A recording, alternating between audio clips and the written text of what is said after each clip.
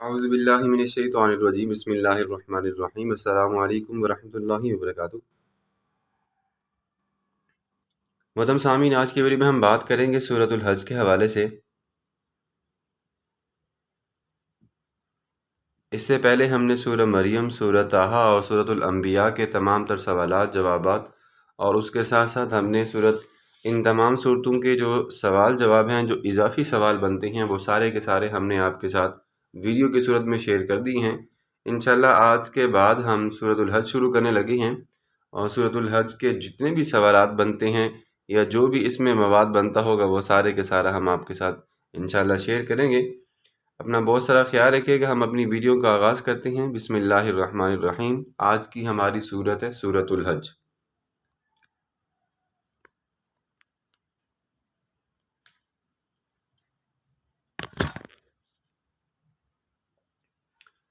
मोहतरम सामीन, सबसे पहले हम सूरतुल हज का तारुफ कर लेते हैं मुख्तसर सा, और उसके बाद फिर हम अपनी वीडियो का आगाज़ करते हैं। सबसे पहले हम करते हैं सूरतुल हज का तारुफ।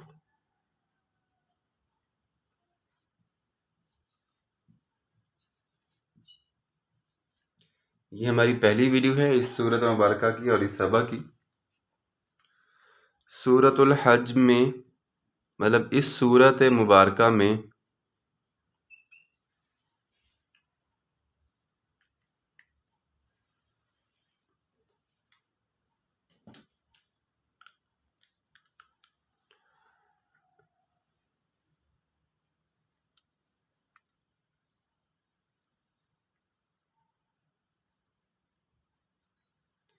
इस सूरत मुबारका में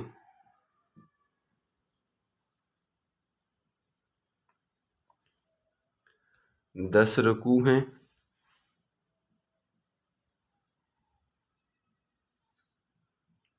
इस सूरह मुबारका में 10 रुकू हैं और इसमें आयात की तादाद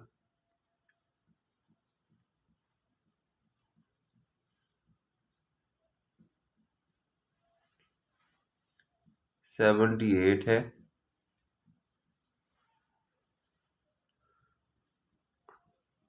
और ये सूरत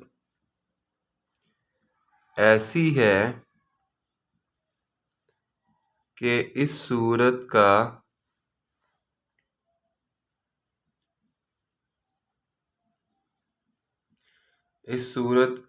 कुछ हिस्सा मक्की है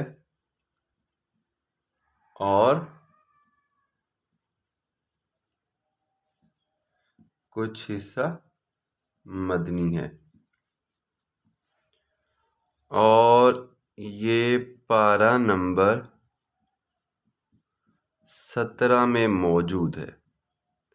और ये पारा नंबर 17 में मौजूद है।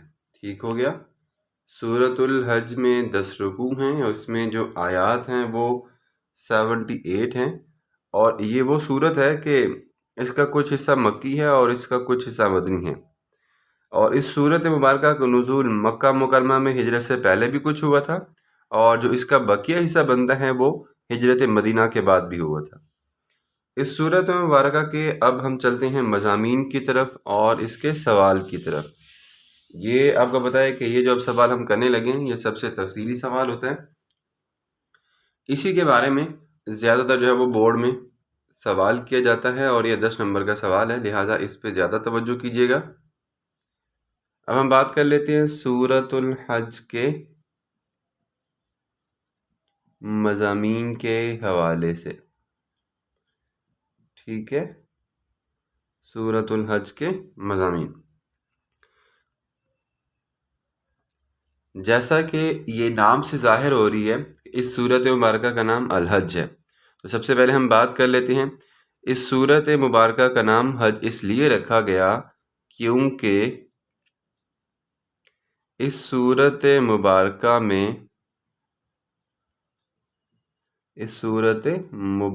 में अल्लाह ताला ने हज के अहकामात को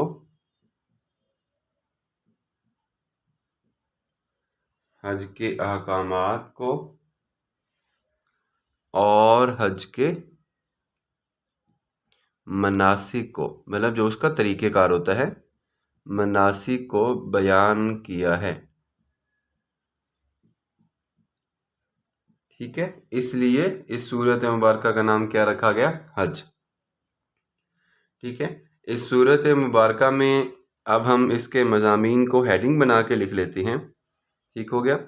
सबसे पहले हम इस सूरत मुबारका का जो खुलासा होगा, खुलासा आपको पता ना कि मुख्तसर सवाल करना होता है, ठीक है, वो ये है खुलासा। इस सूरत मुबारका का जो खुलासा है वो ये है कि क़यामत के अहवाल का इसमें ज़िक्र है, क़यामत के अहवाल का इसमें ज़िक्र है,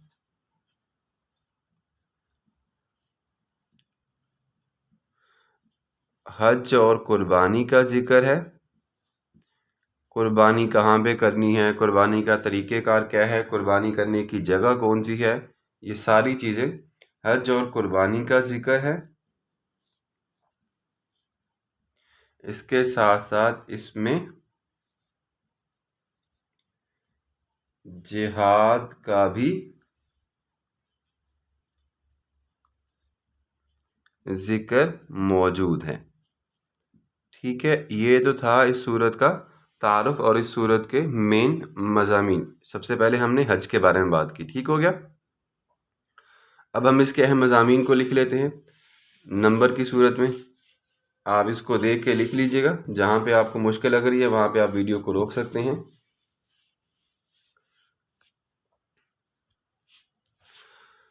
नंबर 1, सबसे पहले हम बात कर लेते हैं इस सूरत मुबारका के मज़ामीन के हवाले से। तो मज़ामीन का सवाल जो आता है वो आपको पता है कि कम व बेश 10 नंबर का सवाल होता है। इसलिए हम शुरू करते हैं सबसे पहले हम हेडिंग बना लेते हैं।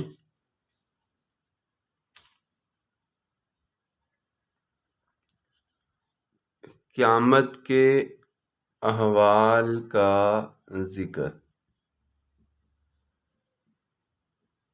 ठीक है,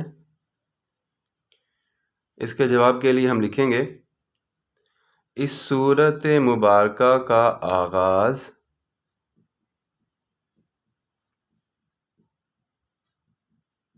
इन अल्फाज से होता है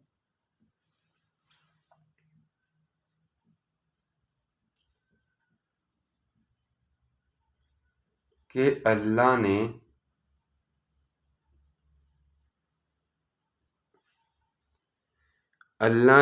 इरशाद फरमाया, या अय्युहन नासुत्तकू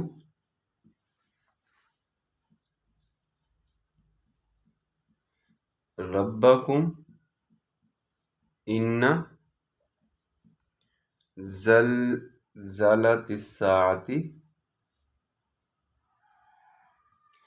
शैउन अज़ीम। ठीक है, अल्लाह ने फरमाया, ए लोगो अपने रब से डरो, बेशक जो क़यामत का ज़लज़ला है वो बहुत बड़ी शय है। ए लोगो अपने रब से डरो, बेशक जो क़यामत का ज़लज़ला है वो बहुत बड़ी शय है। अब इस सूरत मुबारका का आगाज़ ही इसी बात से किया जा रहा है कि क़यामत के ज़लज़ले से बचाने के बारे में और क़यामत के ज़लज़ले की जो होलनाकियाँ हैं उसके बारे में बताया जा रहा है। तो अब अल्लाह तबारक व तआला ने इरशाद फरमाया, इसमें जो मेन बात है वो यही है कि क़यामत का अहवाल है। दूसरी अगर हम आए देखें, क़यामत का अहवाल है, क़यामत के अहवाल का ज़िक्र है, मतलब क़यामत का अहवाल है। उसके बाद जो मुनाफ़िकीन हैं,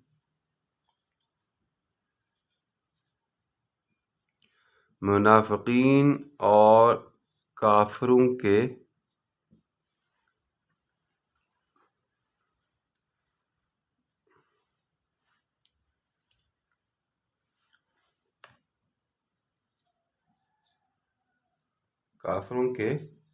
बुरे अंजाम का ज़िक्र है।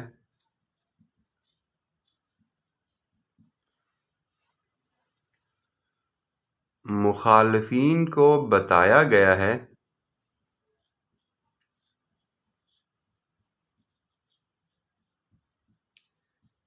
کہ اللہ کی پکڑ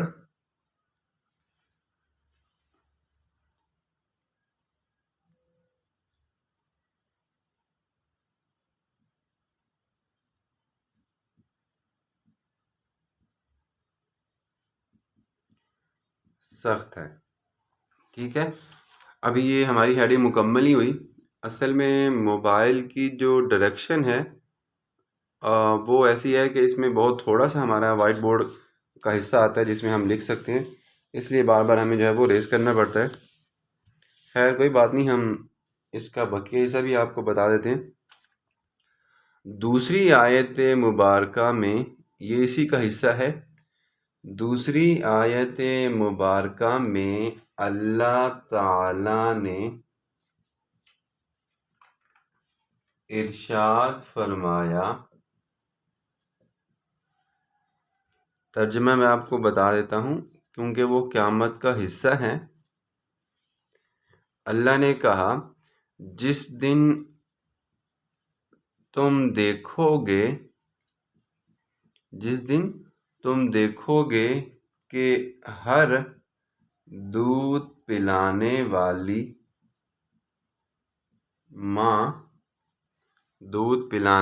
ماں اپنے دودھ پیتے بچے کو بھول جائے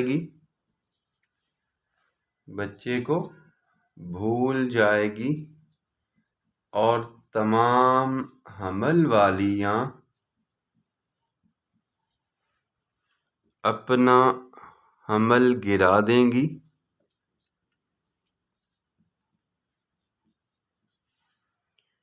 اور آپ دیکھیں گے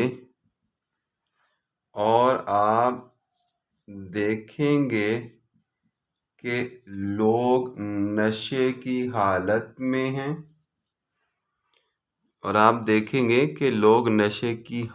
میں ہیں حالانکہ انہوں نے نشہ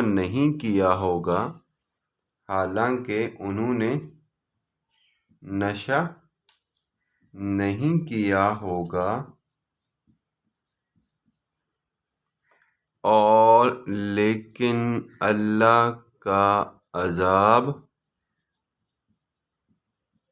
بڑا سخت ہے.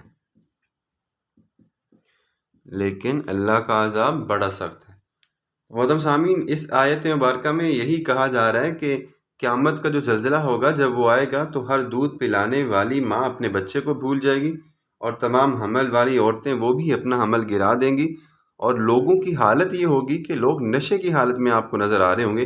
حالانکہ اللہ نے کہا کہ وما ہم بسکارا، وہ نشے میں نہیں ہوں گے، لیکن اس کے باوجود وہ آپ کو نظر ایسے آئیں گے کہ وہ نشہ انہوں نے کیا ہوا ہے. اللہ نے فرمایا یہ وہ زلزلہ ہے کہ جس کے بارے میں تم جھٹلاتے تھے، اور یہ وہ عذاب ہے کہ جس کے بارے میں تم انکار کرتے تھے. تو آج قیامت کا زلزلہ آنے والا ہے، اور آج قیامت آنے والی ہے تو اس کے بعد پھر کسی کو بھی انکار کرنے کی کوئی گنجائش نظر نہیں آئے گی. محترم سامعین، اس کے ساتھ ساتھ ہم آگے چلتے ہیں. ہمارا دوسرا مضمون جو بنتا ہے اس صورت مبارکہ کا وہ بھی بڑا اہم ہے. وہ ہے ہمارے پاس قدرت کی نشانیاں. ویسے تو اس صورت مبارکہ میں بے شمار احکامات اللہ تبارک و تعالیٰ نے ارشاد فرمائے ہیں، لیکن ہم مختصراً بات کرتے ہیں. اب قدرت کی نشانیوں میں سب سے پہلے اگر ہم بات کریں تو اللہ تبارک و تعالیٰ نے عبادت کا طریقہ بتایا ہے. ٹھیک ہے، سب سے پہلے اللہ تبارک و تعالیٰ نے عبادت کا طریقہ بتایا ہے، اور ساتھ ساتھ اللہ نے یہ بھی بتا دیا کہ تم اللہ کے علاوہ جن کی بھی عبادت کرتے ہو وہ نہ تو آپ کو نفع دے سکتی ہیں اور نہ ہی وہ کوئی نقصان پہنچا سکتی ہیں، نقصان دے سکتی ہیں۔ اس میں یہی کہا جا رہا ہے کہ نیک کام کرنے والوں کے لیے، نیک کام کرنے والوں کے لیے جنت کا وعدہ ہے، ٹھیک ہے، اور برے کام کرنے والوں کے لیے جہنم کا وعدہ ہے۔ اور اللہ نے اپنی قدرت کی نشانیوں کو زمین و آسمان بنا کر دیا ہے، زمین و آسمان بنا کر دیا ہے۔ جیسا کہ آپ کو پتہ ہے کہ قدرت کی بے شمار نشانی ہیں، اس میں زمین و آسمان ہے، اس میں سورج چاند ستارے ہیں، ٹھیک ہے، سورج چاند ستارے، اس کائنات کی ہر ایک چیز جو ہے وہ کیا ہے، اللہ تبارک و تعالیٰ کی نشانیوں میں سے ایک ہے۔ تو اللہ نے یہ بتا دیا کہ اگر عبادت کرو گے اللہ کی تو بدلے میں جنت، ٹھیک ہے، بدلے میں جنت، اور اگر عبادت کرو گے اللہ کے علاوہ کسی اور کی تو وہ نہ نفع دے سکتی ہیں نہ نقصان دے سکتی ہیں، اور آخر کار انجام یہ ہوگا کہ پھر آپ کو اللہ تبارک و تعالیٰ کے قہر سے کوئی بھی نہیں بچا سکتا۔ اس کے ساتھ ساتھ ہم آگے چلتے ہیں، ہم اپنی تیسری ہیڈنگ کی طرف موو کرتے ہیں۔ یہ سوال ہمیشہ ہی بڑا ہوتا ہے، اس لیے گھبرانے کی بالکل کوئی ضرورت نہیں ہے، کیونکہ آپ کے 10 نمبر کا سوال اسی پہ ڈیپینڈ کرتا ہے۔ تیسرے نمبر پر جو ہمارے پاس ہیڈنگ ہے وہ ہے حج اور قربانی۔ اب دیکھیں، حج کا اس میں طریقہ بھی ہو سکتا ہے، قربانی کا بھی اس میں طریقہ کار ہو سکتے ہیں۔ تو اگر ہم بات کریں تو اللہ تبارک و تعالیٰ نے حج اور قربانی کے بارے میں بھی تفصیلاً بات سمجھائی ہے، ٹھیک ہے۔ اس سورت مبارکہ میں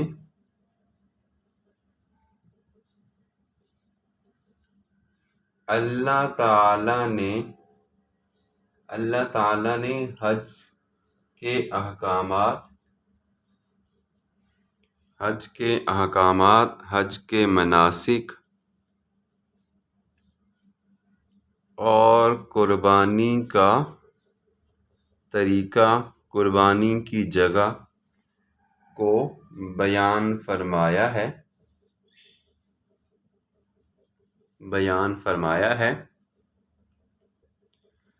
اللہ نے ارشاد فرمایا، وَأَذِّن فِي النَّاسِ بِالْحَجِّ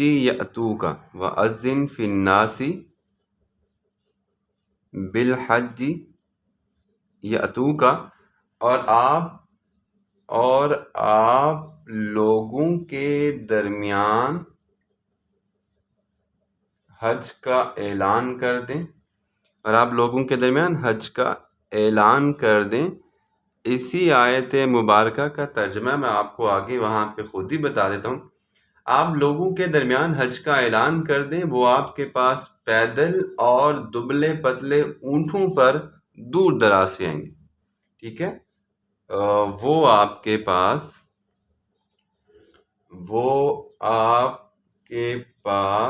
پیدل اور دبلے پتلے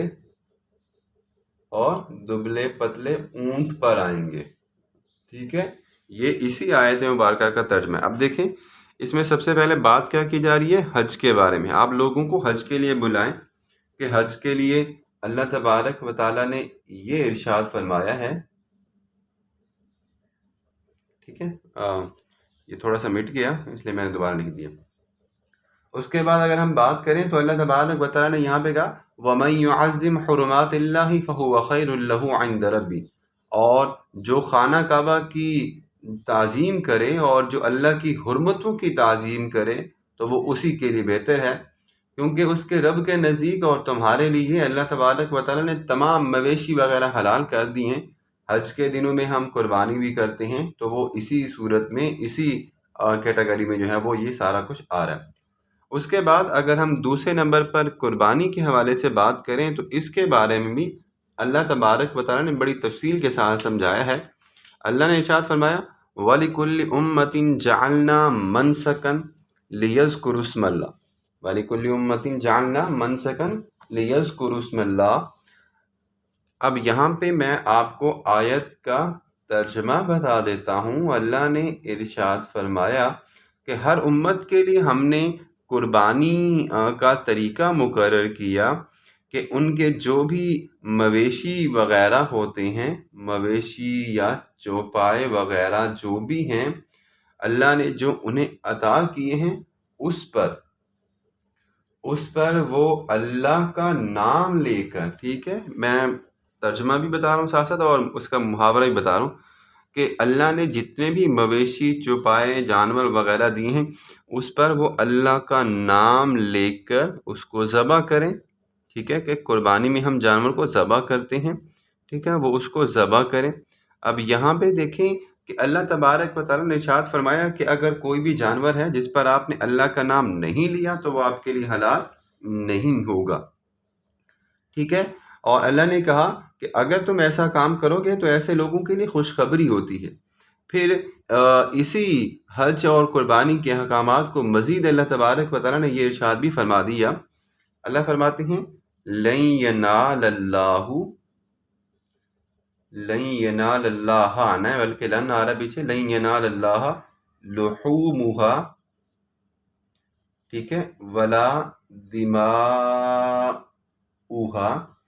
کہ تم اللہ کی بارگاہ میں جو قربانی کرتے ہو اللہ کو جو گوشت ہے، ٹھیک ہے، قربانی کا جو گوشت ہے وہ نہیں پہنچتا، ٹھیک ہے، گوشت نہیں پہنچتا، آپ نے ایسے ہی لکھنا ہے پوائنٹ بنا کے، بلکہ نہ ہی اس کا جو ہے وہ خون پہنچتا ہے، ٹھیک ہے، نہ ہی خون جو قربانی کے جانور کا ہوتا ہے، وَلَٰكِن يَنَالُهُ التَّقْوَىٰ مِنْكُمْ، اللہ نے اب دیکھیں یہ بھی بتا دیا کہ اللہ کے پاس پہنچتا کیا ہے، وَلَٰكِن يَنَالُهُ التَّقْوَىٰ، لیکن اللہ کے پاس جو ہے وہ کیا پہنچتا ہے، تقویٰ پہنچتا ہے۔ تو قربانی کا طریقہ کار بھی اللہ تبارک و تعالیٰ نے یہاں پہ بیان کر دیا، ٹھیک ہے۔ امید ہے یہ حج اور قربانی والے احکامات کی تفصیلاً سمجھ آ چکی ہوگی۔ اس کے بعد ہمارا چوتھا پوائنٹ ہے جہاد کی اجازت اور حکم، ٹھیک ہے۔ اب دیکھیں اس سورۃ مبارکہ میں اللہ تبارک و تعالیٰ نے یہ بھی ارشاد فرمایا الذین اخرجوا من دیارہم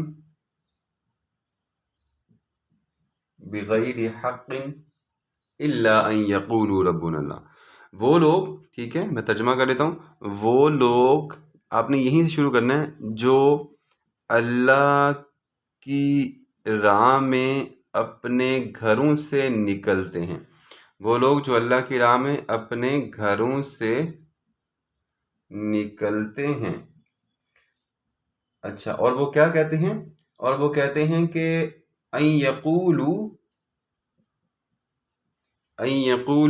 ربنا اللہ، کہ ہمارا رب کون ہے، وہ کہتے ہیں کہ ہمارا رب اللہ ہے، ہمارا رب اللہ ہے۔ اب دیکھیں یہاں پہ کہا جاتا ہے کہ جن لوگوں کو بغیر حق کے، مطلب یہ تو دوسری ہے، یہ بھی ہو سکتا ہے، جن لوگوں کو بغیر حق کے گھروں سے نکالا جاتا ہے اور وہ کہتے ہیں کہ ہمارا رب اللہ ہے، تو پھر اللہ نے کہا کہ ایسے لوگوں کو اللہ تبارک و تعالیٰ نے کہا کہ ایک دوسرے کو اللہ کی عبادت سے نہ روکا جائے، اگر ایسا کرتے ہیں تو وہ منہمد کر دیا جاتا ہے، مطلب انہیں ختم کر دیا جاتا ہے۔ اور اللہ نے کہا کہ مسلمانوں کی جو جائے عبادت ہے وہ الگ ہے، اور بیع و صلوات و مساجد، اور گرجا گھر کی اور جو یہودیوں کی عبادت گاہیں ہیں وہ الگ ہیں، لیکن جو مساجد ہیں، مساجد یذکر فی اسم اللہ، مسجد تو ایک ایسی ہے کہ جہاں پہ اللہ کا نام لیا جاتا ہے۔ اب ان آیات مبارکہ میں اللہ تبارک و تعالیٰ نے جہاد کے احکامات کو بھی تفصیلاً بیان کیا ہے۔ اللہ نے مشرکین کے خلاف اللہ نے مشرکین کے خلاف جہاد کی اجازت دی ہے یا حکم بھی دیا ہے، ٹھیک ہے۔ اس کے ساتھ ساتھ اللہ نے جہاد کرنے والوں کے لیے خوشخبری ہے، ٹھیک ہو گیا۔ اللہ نے جہاد کرنے والوں کے لیے خوشخبری سنائی ہے، مین بات تو جہاد کی چل رہی ہے نا، اسی لیے۔ اس کے ساتھ ساتھ اللہ نے کہا کہ اگر جہاد کے دوران آنے والے مصائب پر اگر ثابت قدمی کی جائے، ٹھیک ہے، ثابت قدمی کی جائے تو بھی خوشخبری ہے، ٹھیک ہے، تو بھی خوشخبری ہے۔ جہاد کے لیے آنے والے مصائب پر بھی اگر ثابت قدمی اختیار کی جائے، اگر ڈٹا جائے تو بھی کیا ہے، خوشخبری اللہ تبارک و تعالیٰ نے سنانے کا وعدہ کیا ہے۔ اس کے بعد ہم اگلی ہیڈنگ کی طرف چلتے ہیں، کیونکہ ابھی ہمارے پاس صرف 4 ہیڈنگ ہوئی ہیں اور یہ بہت کم ہے 10 نمبر کے حوالے سے اگر ہم بات کریں۔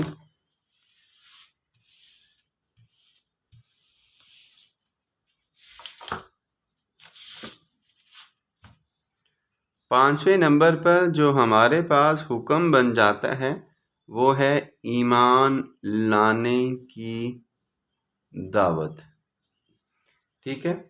اب اس آیت مبارکہ میں جیسا کہ اللہ نے کہا فَأَمَّا الَّذِينَ فَالَّذِينَ، ٹھیک ہے، فَالَّذِينَ آمَنُوا وَعَمِلُوا الصَّالِحَاتِ لَهُم مَغْفِرَةٌ وَرِزْقٌ کریم، جو لوگ ایمان لائے اور نیک کام کیے ان کے لیے مغفرت ہے اور عزت والا رزق ہے۔ اس سورت مبارکہ میں تمام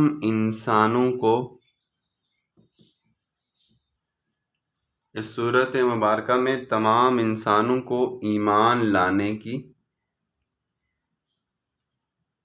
دعوت دی گئی ہے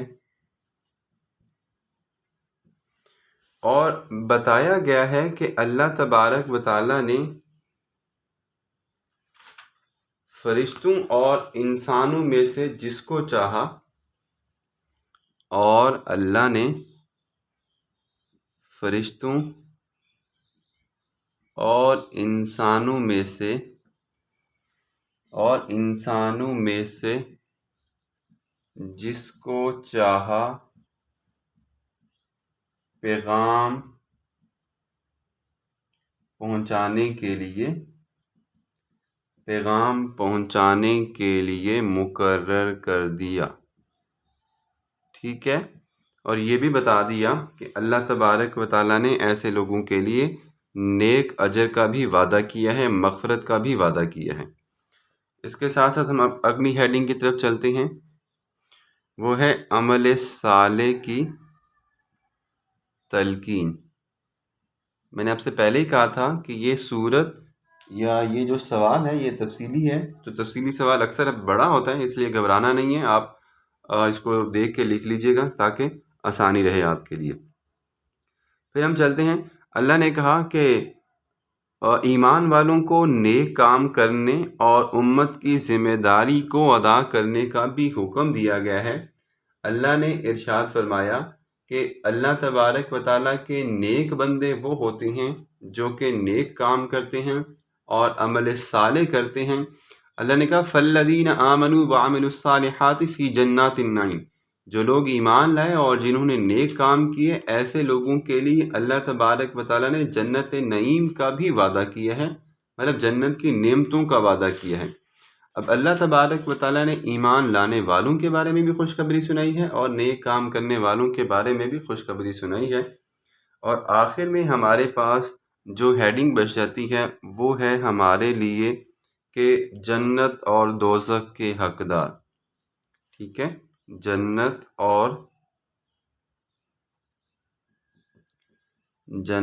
اور دوزخ کے حقدار۔ یہ بھی میں آپ کو ویسے بتا دیتا ہوں۔ اب اللہ نے فرمایا مشرکین کے لیے جہنم کی وعید سنائی گئی ہے۔